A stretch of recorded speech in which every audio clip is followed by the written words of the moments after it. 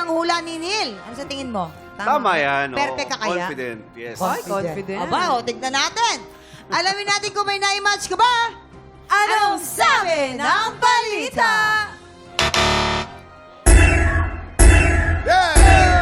Ay, perfect mo naman! Perfect! Ayan, simulan natin kay Ryan na nang dahil sa crash, literal na nag-crash landing. Nako, ikwento mo sa amin pa paano nangyari. Dito ka, dito ka. Ayan. Nangyari po kasi yun nung time na high school po ako noon. And pauwi po ako noon sa school, sa bahay po noon. Tapos sakto po, nandun po yung crush ko. So nagkatubili po ako na tumabi po sa kanya. And supposedly, pag sandal ko po, na medyo napikit-pikit na po ako at inaantok na ako, di ko po namalayan na pababa na rin po siya. Tapos imbis na expected ko na makasandal ako, laging, ano po siya. Natumba siya. Opo, natumba po ako.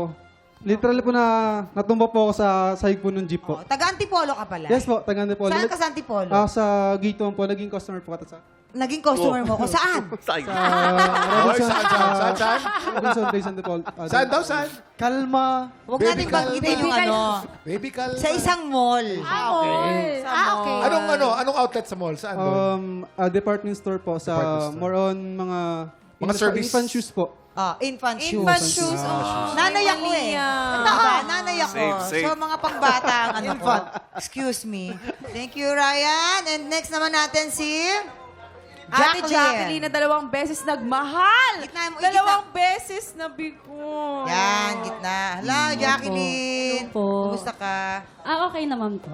May ano na ba? May mga supling na ba si Jacqueline? 4 po. 4 na supling. Okay. So, 2 beses ka daw nabigo? Yes. Ay, nako. Sana yan lang yan. Paano nangyari? Sandali lang. Totoo naman yan, mamang. Dapat talaga masanay. Okay, Pero magsama- Jacqueline, paano nangyari yung 2 beses mong pagkabigo? Ano nangyari? Way back 2007, nagkaroon ako ng asawang hapon. Nagkaroon kami ng anak. Ay, hapon! Sabi ko na eh. Mga Tapos? foreigner talaga. Tapos, after 10 years naming married, dun ko lang nalaman na meron pala siyang May asawa. Ng babae asawa? pa. Ang babae. Oo nga. Tanong ko lang, bakit Dapat ganun ikaw mo? yung Yung iba, nilagay. hindi nila alam na may asawa. Eh, sa Isa pa Japan lang. kasi. Malayo eh. Alam naman, pero talagang pag minsan yung kapwa natin Pilipino, sila pa yung parang, alam mo na, yung... Nang kukuha. Oo, Ay, yung ganun pangalawa talaga. naman, ano naman nangyari? Ganun din. Nagkaroon Hapon ako din, ng... tapos may Hindi girlfriend po. din? Pilipino naman siya. Nagsama kami for 7 years. Hindi kami ikasal kasi nga kasal ako sa una ko. Pero divorce ako sa Japan. And then nagkaroon ako ng 3 anak na puro lalaki. And then doon ko rin nalaman nung kapapanganak ko lang dun sa bunso namin, nang bababae na pala. Shoutout mo yung anak mo, go. Hello sa anak ko na babae na si Shinsha Hikusaka. Anak, mag-aral ka mabuti. Sana, pagbalik mo sa Japan, hindi mo makalimutan si Mama. Yung sa 3 kong anak, mag-aral kayo mabuti mga anak. Kasi yung hirap na maging single mother, hindi ganun kadalis para sa amin. Dahil kami tumatayong ama't anak, inanan na ninyo. Sana sa mga lalaki dyan na may pamilya na makontento naman kayo kasi kakawawa yung mga bata. Mami, salamat po na ikaw na yung nagbitaw niyan. Hindi na kami ni Mama po. Big hug tayo. Maraming salamat sa iyo and God bless you, Jackie. Thank you, Yan. po. Thank you. Ngayon, dito naman tayo kay Kimberly. Oo, kasi si Kimberly, yung natulog lang siya, tapos pagkagising niya, yung ama niya ay nangulila na siya sa kanyang Pero 3 years ama. old ganun nangyari yun. Yes po. May natatandaan ka pa ba? Wala. Ayun po yung exact na pinaka natatandaan ko po sa part nung 3 years old ako is yung how namatay yung Tatay mo. father ko po. Na natutulog lang kami noon, then suddenly bigla siyang sabi nila naghilik daw po or parang binangungot. Binangungot.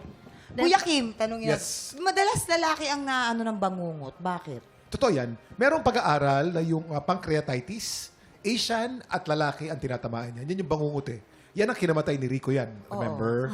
Pancreatitis o acute pancreatitis. Bakit mas madalas sa lalaki? Ganun ang siyensya eh. Kadalasan, yung katawan ng lalaki ang tinatamaan yung pancreas ng lalaki palagi. yun ang natatandaan mo, yung pa yung pinakamasakit na memory, ano? Yes Kumusta ka po. ngayon? Okay naman po kasi meron naman na po ako stepfather po na May stepfather? Yes po, na tumayo po bilang father ko po ng ilang taon po hanggang ngayon. Mabait naman siya. Yes, Oh, i-shout out mo naman siya. Dali. Thank you for supporting sa amin sa mga magkakapatid. Then, thank you for being a father for me. Kahit hindi ikaw yung biological father ko, tinuring mo akong tunay na anak mo. Salamat. Oh. Nakakatuwa naman Yan. yun. Maraming salamat sa pagbahagi so ng inyong mga much. kwento kay Ryan, Jacqueline, and si Kimberly. Thank Yes, you. Neil, naka 3 points ka. Akalain mo Yes, yun. thank Perfect you, score. thank you. Kamusta naman ang pakikipaghulaan sa amin dito? Nako, as usual, napakasaya talaga. Happy to see you again, all of you, and thank you for inviting me here sa TikTok Club. Pero sana huwag ka magsawa, ha? Oo naman, Diyos ko. Ito po yung kaunang beses sumayaw ako national TV. Ayan! Ay, hindi mo kayo. Bakit sa'yo? Bakit sa'yo? Uy, totoo yan. Hindi ko nakita si Ryan nag-ano ka, no? Ayun lang, opo. At syempre, ang pulang araw, Pulang araw, di go. ba? Oh yes, pulang araw po, Mondays to Fridays, pagkatapos po ng 24 oras. Maraming salamat, bro. Thank you very much. Ito po, kahapon po nagkaroon tayo ng bagong kampiyon, si Ron Perilla. Ang tanong, magtutuloy kaya ang panalo niya? Tutukan natin yan sa tanghalan ng kampiyon sa pagbabalik ng TikTok Live!